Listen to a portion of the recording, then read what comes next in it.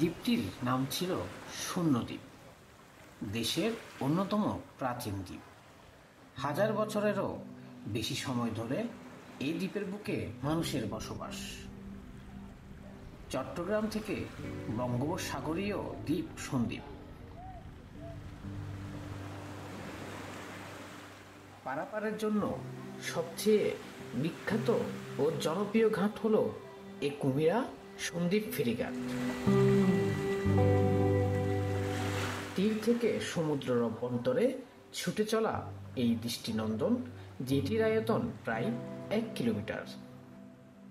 স্থানীয়দের কাছে এটি কুমিরা সন্দ্বীপ ফেরিঘাট ব্রিজ নামে পরিচিত। এই ব্রিজের একেবারে পশ্চিম প্রান্তে গেলে মনে হবে যেন আপনি সমুদ্রের মাঝখানে দাঁড়িয়ে আছেন। এছাড়া আকাশ পরিষ্কার থাকলে পূর্ব দিকে সীতাকুণ্ড রেঞ্জের পাহাড়গুলো স্পষ্ট দেখতে পাবেন।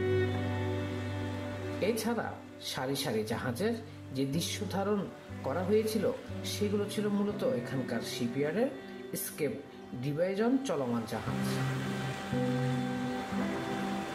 দিন শেষে প্রাণবন্ত দৃশ্য, ট্রলারে চেপে যাত্রীদের ঘাটে আগমন প্রস্থান, জেলে পল্লী ইয়ার্ড, শ্রমিকদের কর্মকোলাহলময় জীবন।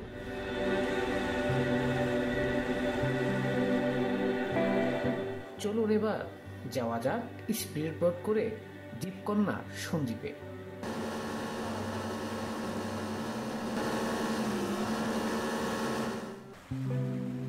চলে আসলাম সন্দ্বীপ ঘাটে। সবাই সারি সারি লাইনে নামতে শুরু করলো।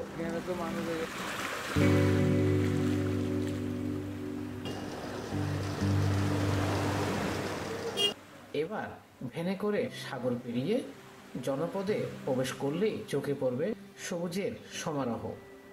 ম্যানগ্রোভ বন, বিশাল তৈরি করা নৌকা,